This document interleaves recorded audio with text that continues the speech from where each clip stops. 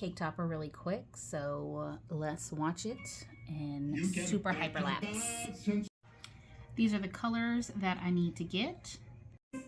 This is the color scheme. I went for very natural Lego colors, primary colors. This is going to be the glossy photo paper that I use for the print and cut image, which is the little Lego guy. So I'm going to get started on that.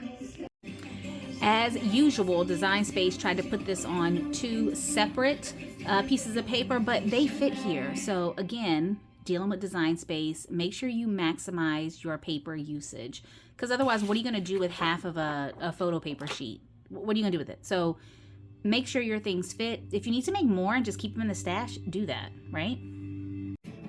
All right, I'm going to send this to my printer to do the print and cut, but I want to point something out. Make sure you do use System Dialog here. Keep it on Add Bleed. Use System Dialog because that's going to allow you to change the settings on your printer so you can print it in the highest quality on the correct type of paper, because that makes a huge difference. So don't forget that step. So the next screen that comes up is the presets and the things that I need for my printer.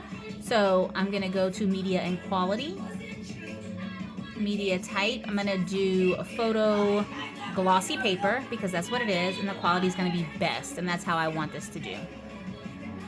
Hit print, and then it'll get started over on my printer.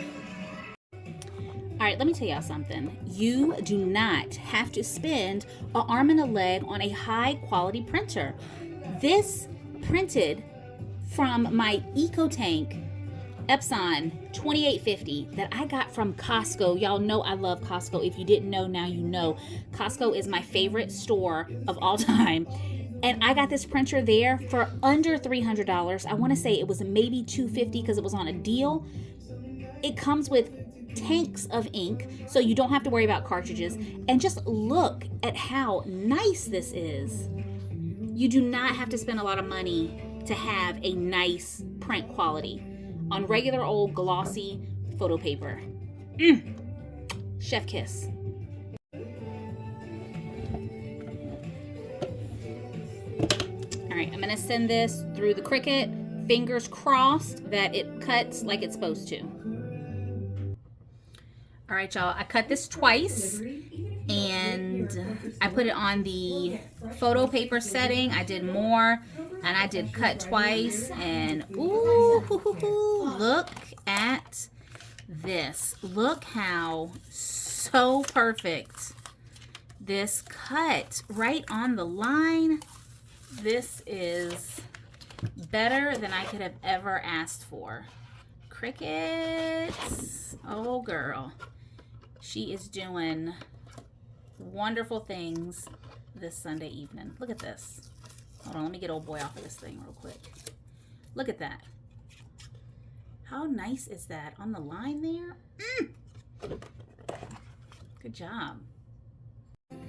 So I cut 4 total, and when I'm making things, I like to use this little basket to put all my pieces in.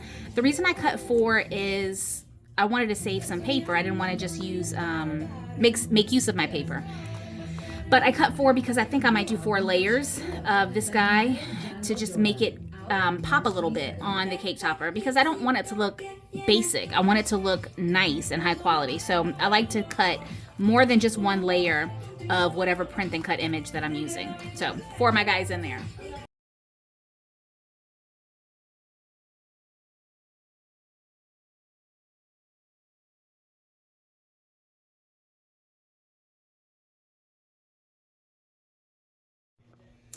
All right, so now I have all the items that I need in this one area, right? So I keep everything together.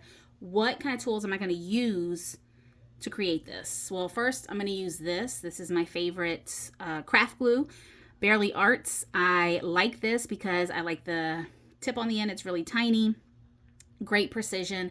This dries really, really fast. Not as fast as hot glue. This is why I like this instead. But it dries flat and it doesn't cause any kind of wrinkles in your items. So I really like this, and you can tell that this bottle is a little crusty because I bought a refill and I just keep refilling this one over and over again. Okay, so that's the first thing I'm going to use. The other thing I'm going to use are things that are called foamies. So we've got some little tiny squares. These are in black and I have little tiny ones in white. That's to help with the smaller pieces that I'm going to be putting together. And then I have larger foamies in black and in white. And these are going to give dimension to this project. So it's going to keep it from looking flat and basic, because we're not going to do basic over here. But it's going to make it look three-dimensional, and it's going to give it a little bit of extra flair. Now, your preference of how many layers you want to do and how many foamies and all that, that is your preference. That's what makes your style your style. I like enough, but I don't do too much, only because I just don't do a lot. Like I'm happy with the way that it looks when I only put just a couple of layers. So that's me. Maybe things will change when I get into this a little bit longer.